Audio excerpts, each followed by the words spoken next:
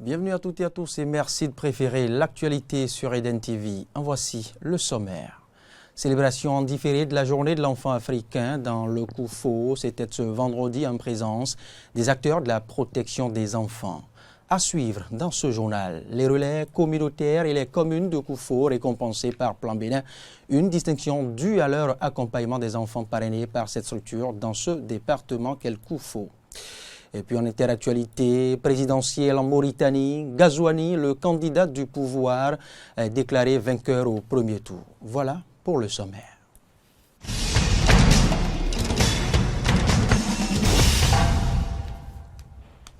Bienvenue à tous et merci de nous choisir pour vous informer. Je vous l'annonçais au sommaire, les acteurs de protection des enfants dans le département du Koufo ont été célébrés ce vendredi 21 juin. La journée de l'enfant africain, ceci en différé, je vous en ai parlé en titre. L'événement s'est déroulé à Gokhomé, dans la commune de Diakotomé, en présence du préfet du dit département. Jonas Bouchi pour les précisions. Instaurée en Afrique suite au massacre des enfants de Soweto en 1976, la journée de l'enfant africain vise à attirer l'attention des dirigeants sur la situation des enfants africains. Une situation qui n'est pas reluisante dans le département du Koufo et le porte-parole des enfants de Diakotomé s'en désole. Comment peut-on espérer le développement d'une nation, d'un département ou d'une commune en soumettant des enfants qui constituent la relève à toutes sortes de pratiques inhumaines et indignes? C'est pourquoi je saisis cette occasion solennelle au nom des enfants de Diakotomé et partant de tout le Koufo pour exhorter les autorités et les parents de toutes conditions à mettre fin à ces abus et à punir davantage les auteurs de ces actes pour favoriser l'épanouissement des enfants du Koufo. En dépit des efforts pour de meilleures conditions de vie des enfants du Koufo, le directeur du Plan Bénin reconnaît que des poches de résistance persistent, surtout en ce qui concerne la scolarisation des enfants. Nous avons été sidérés par les divers messages que les enfants nous ont présentés ici ce soir à Gokhomé. Le département du Koufo est donc interpellé. Messieurs les différents responsables au niveau déconcentré et décentralisé, pour rappeler simplement que nous avons encore des poches de résistance pour ce qui concerne le refus d'envoyer les enfants à l'école. Avant d'exhorter les autorités politico-administratives à plus d'efforts pour l'épanouissement des enfants du Koufo, le préfet Christophe Megbedi remercie ceux qui s'y attellent déjà. Nous n'allons rater aucune occasion pour remercier le commissariat de police pour un travail merveilleux. Ceux qui n'ont pas encore pris le pas, on leur demande de prendre le pas. Nous remercions nos parquets et nos tribunaux qui rendent la vie difficile à ces prédateurs de nos enfants. Ceux-là sont aujourd'hui à l'endroit que vous savez très bien, dans des prisons. Ça va se poursuivre. À cette occasion de la célébration de la journée de l'enfant africain dans le Koufo, des vivres ont été offerts aux enfants de l'orphelinat APH de Gokhomé. Restons toujours avec l'équipe de Jonas Bouchi dans le Koufo pour dire que Plan Bénin a récompensé ce mardi 20 juin 2019 les relais communautaires et les communes du Koufo pour leur accompagnement des enfants parrainés dans ce département. C'est une initiative de l'institution en collaboration avec les communautés, la communauté des communes du Koufo et la préfecture d'Aplaroué. Cette motivation des relais et des communes vise bien évidemment un meilleur accompagnement des enfants parrainés par cette structure. Jonas Bouchi. Suite au constat d'un relâchement dans le suivi des enfants parrainés par Plan Bénin dans le Koufo, Plan Bénin, de concert avec la préfecture d'Aplaroué et la communauté des communes du Koufo, a convenu d'une compétition entre les relais communautaires et les communes afin de maintenir une bonne communication entre les enfants et leurs parrains. Grâce au grand leadership de la communauté des communes du Koufo et l'éclairage nécessaire de la préfecture, nous avons conduit un processus de recrutement des animateurs dans les 6 communes. Nous avons par la suite réfléchi ensemble à un mécanisme de compétition autour des activités, ou comme nous l'appelons à plan le projet de labellisation des activités de parrainage, dont nous célébrons les résultats ici ce soir. Au vu des efforts fournis par les uns et les autres, les résultats de la compétition se présentent comme suit. Pour la phase des communes, nous avons la commune de Toviklen, qui est la première, la commune de Djakotome, deuxième, la commune de Dogbo, troisième, la commune d'Aplahoué, quatrième, la commune de Klekame, cinquième, et la commune de Lalo, cinquième Eseko. Ce challenge entre les relais communautaires et les communes a eu son effet pour l'épanouissement des enfants de Koufo et le préfet Christophe Megbedi s'en réjouit. Je voudrais, au nom du gouvernement du président Patrice Talon, remercier le partenaire présidentiel Bénin, remercier les communes qui accompagnent le mouvement sur le terrain, celles qui ont pu vraiment nous émerveiller, Toviklen et Djakotome, et remercier les 12 relais communautaires. Vous avez semé l'émulation. Vous avez dit aux autres, battez-vous, vous aussi. Je suis sûr qu'aux étapes prochaines, la lutte sera rude. Les relais communautaires gagnants de la compétition se sont retrouvés avec un chèque de 150 000 francs, tandis que les deux communes ont reçu 2 millions chacune. On reste dans le Mono-Koufo, mais nous changeons de chapitre maintenant. La campagne du groupement des sapeurs-pompiers du Mono-Koufo a lancé ce mercredi 21 juin une campagne d'initiation des populations sur les premiers gestes de secours. Avec l'aide d'une mission canadienne de sapeurs-pompiers, les citoyens de l'Okosa prennent connaissance des tout premiers actes qu'ils doivent poser afin justement de donner une chance de survie aux différentes victimes en cas d'accident. Jonas Bouchi encore pour les précisions.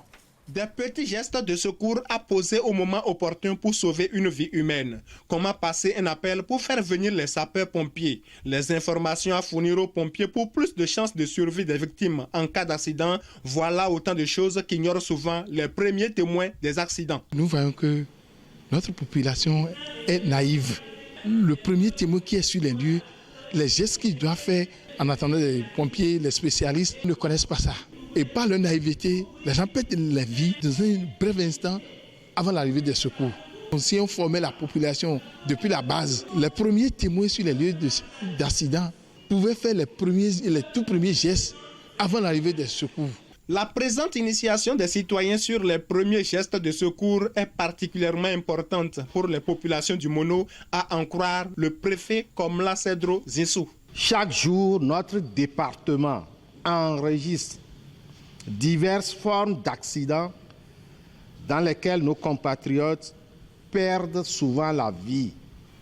C'est en cela que la présente formation initiée par la compagnie départementale des sapeurs-pompiers du Mono permettra de combler un grand vide dans le rang des populations du département du Mono.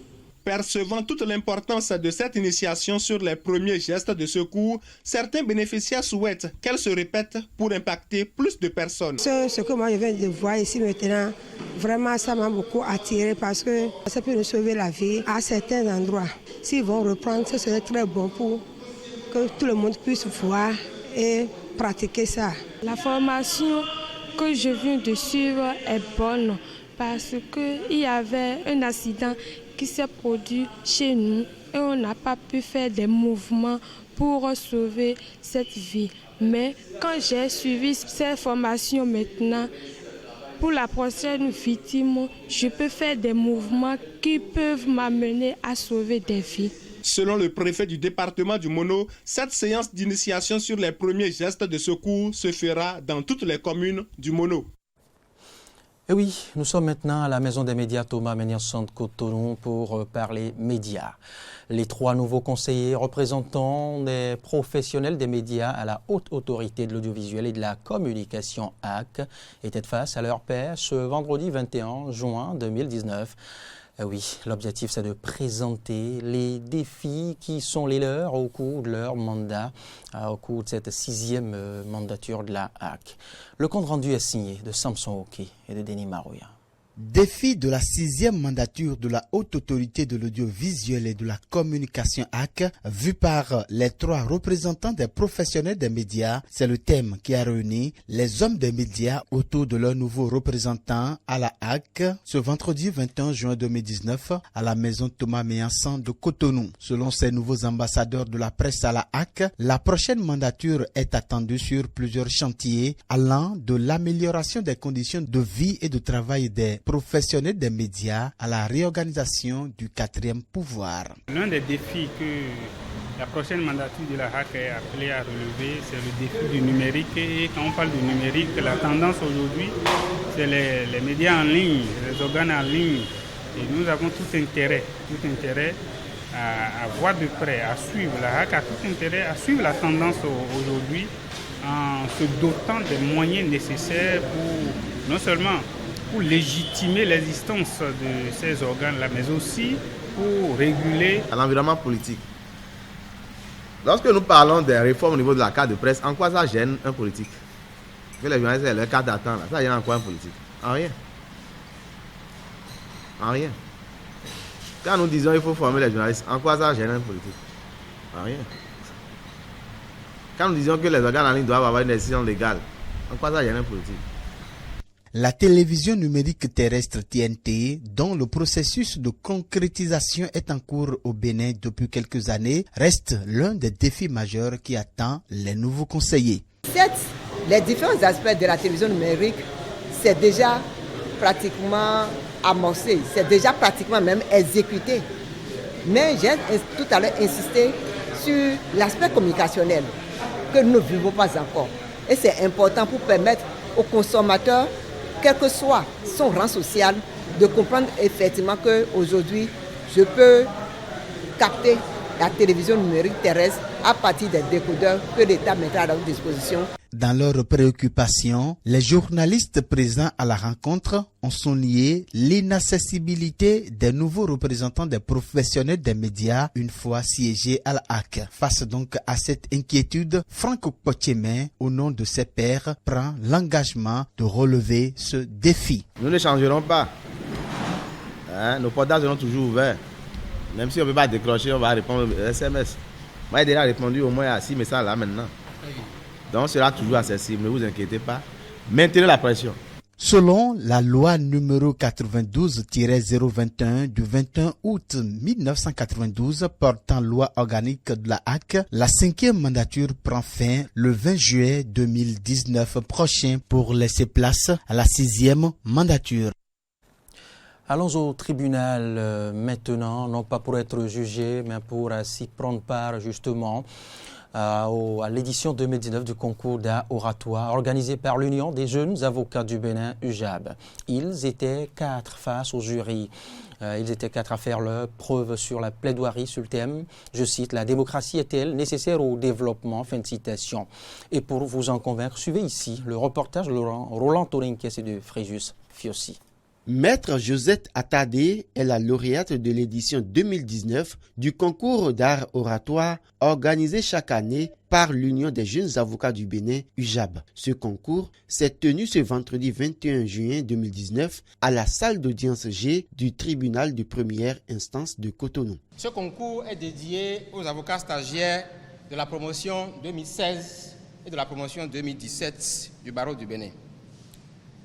Le présent concours porte sur un thème de culture générale et de culture juridique retenu par le comité d'organisation.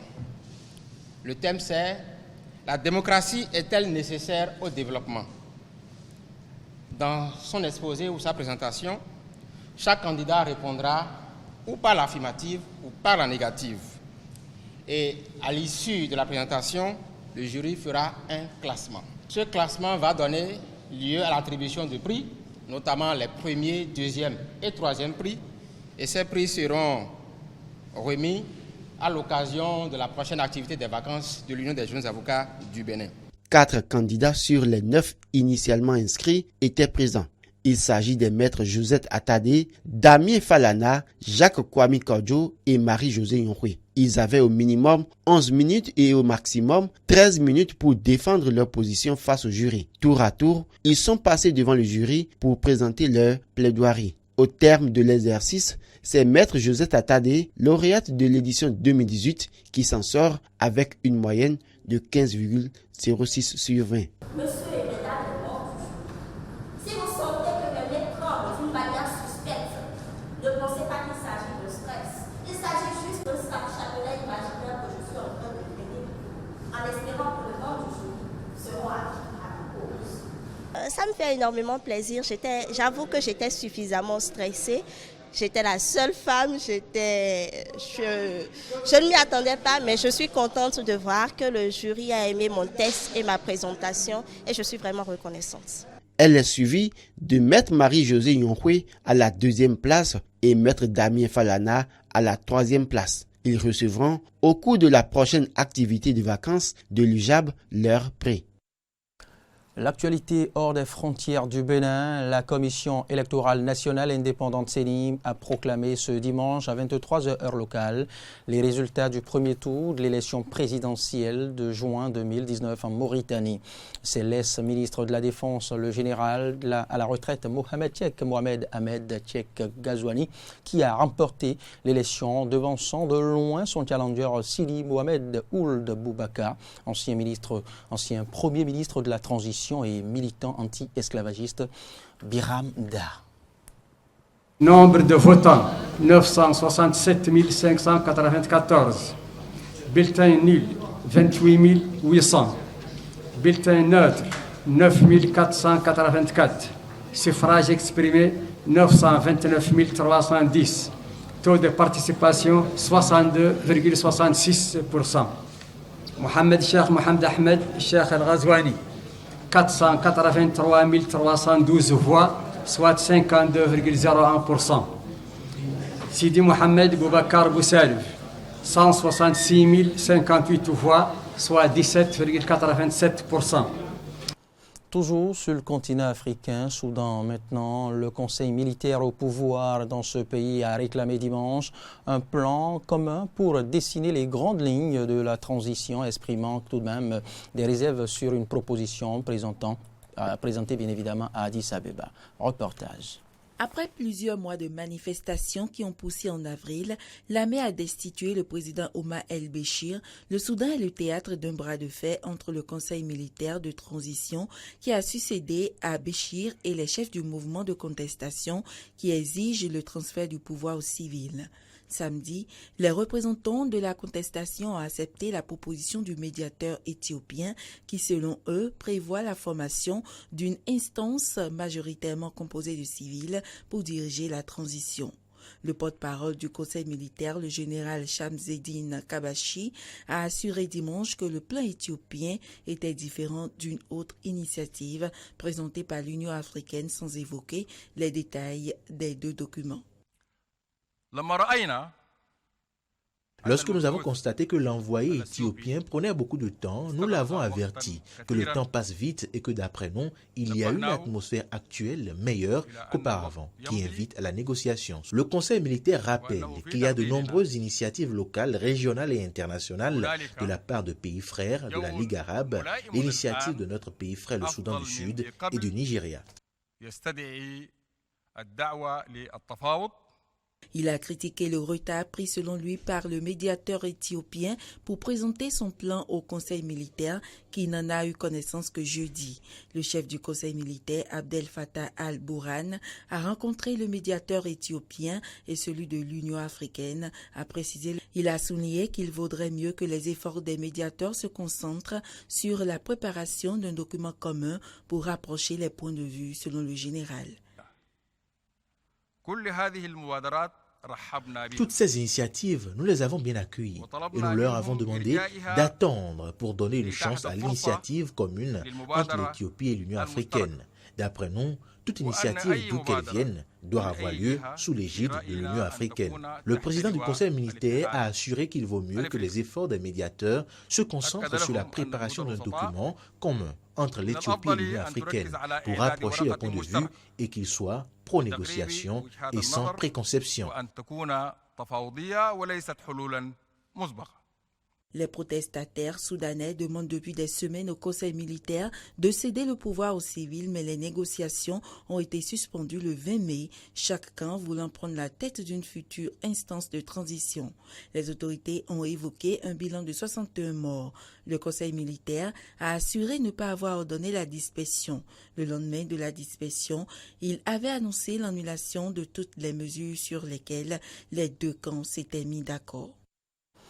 Turquie maintenant, en images, les citoyens de la municipalité d'Istanbul réagissent au lendemain de l'élection d'Ekrem İmamoğlu au municipal d'Istanbul après l'annulation du premier scrutin, infligeant ainsi au président Recep Tayyip Erdoğan son pire revers électoral en 17 ans.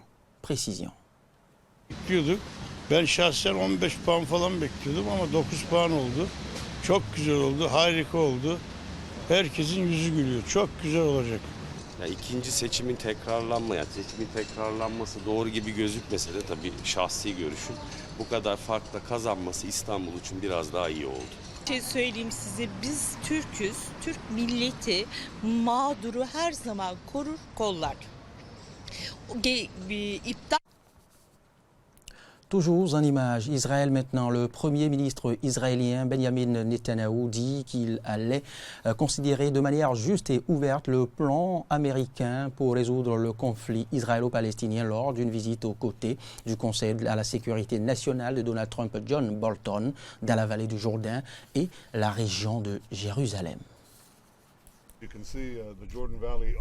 John, comme vous pouvez le voir, la vallée du Jourdain offre à Israël la profondeur et la hauteur stratégique minimale pour la défense de notre pays. Mais notre présence ici garantit également la stabilité et la sécurité de toute la région. Pour ceux qui disent que pour que la paix soit établie, Israël doit quitter la vallée du Jourdain, je leur dirai que cela n'apportera pas la paix, mais la guerre et la terreur, et nous sommes passés par là. Nous ne voulons plus cela. Ainsi, en vertu de tout accord de paix, notre position sera que la présence d'Israël doit se poursuivre ici, dans la vallée du Jourdain, pour la sécurité d'Israël et pour la sécurité de tous. Nous considérerons le plan américain, nous le considérerons de manière juste et ouverte. Et je ne comprends pas comment les Palestiniens, avant même d'avoir entendu parler du plan, peuvent le rejeter catégoriquement. Ce n'est pas comme ça qu'il faut procéder. Nous pensons que la paix est liée et est indépendante de la sécurité. Notre présence ici garantit la sécurité et donc la paix. Je trouve simplement dommage, Monsieur le Premier ministre, qu'un plus grand nombre d'Américains ne puissent pas se rendre dans des endroits comme celui-ci, voir la géographie, comprendre son importance, comprendre comment elle affecte la position critique d'Israël en matière de sécurité et expliquer pourquoi Israël a adopté cette position. Et je peux vous assurer que le président Trump prendra très clairement en compte les préoccupations que vous avez exprimées si clairement au cours des années au fur et à mesure que nous progressons dans ce dossier. Sport maintenant, avant de mettre un terme à ce point de l'actualité sur Eden Télévision. Nous sommes au plan national. Le collège d'enseignement général d'Akasato a abrité ce samedi une activité de promotion de baseball, du softball et une collecte de fonds pour la construction de latrines pour les élèves du dit collège. C'est une activité qui a connu le soutien de la municipalité d'Abomey-Calavi. Reportage. Faire la promotion des disciplines sportives que sont le baseball et le softball, c'est ce qui motive l'activité de ce samedi 22 juin 2019 au CEG à Akasato. Autorités communales, locales, acteurs du système éducatif et responsables à divers niveaux du baseball et du softball au plan national étaient présents pour soutenir la coordonnatrice du projet, Esther Goutondé. Le baseball est un sport collectif dérivé des mêmes racines que le cricket, qui se pratique sur un terrain gazonneux et de sable.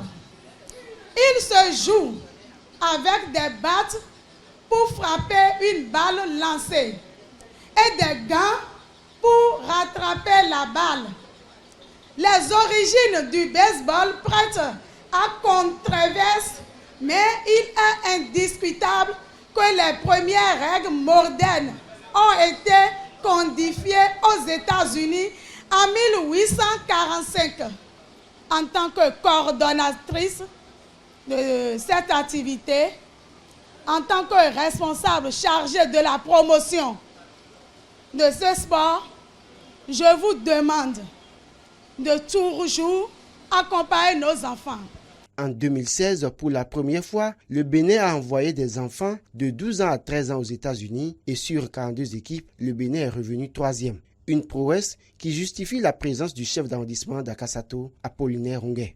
C'est une activité sportive comme tout autre. C'est un jeu qui vient de naître ici au Bénin et qui est en train de faire ses petits pas vers l'avenir, je vais dire. Parce qu'un enfant qui naît grandit toujours. Et le baseball et le softball où viennent de naître au Bénin, ces activités, je vais d'abord dire, ça rentre dans le cadre du développement des activités sportives de notre pays. Le Bénin est bien parti, le Bénin a bien démarré cette activité sportive et ça mérite d'être soutenu. C'est la raison pour laquelle nous sommes ici cet après-midi. Le président de la Fédération béninoise de baseball et la directrice du CJ Akassato, prenant la parole, ont félicité l'organisatrice de l'événement, Esther Goutondé, et ont pris l'engagement de l'accompagner dans ses actions. La cérémonie a pris fin par la collecte de fonds pour la construction de latrines au CJ Akassato. Et c'est donc tout pour ce point de l'actualité sur Eden TV. Merci de l'avoir suivi et prenez du plaisir à suivre nos programmes. Bon appétit et à demain.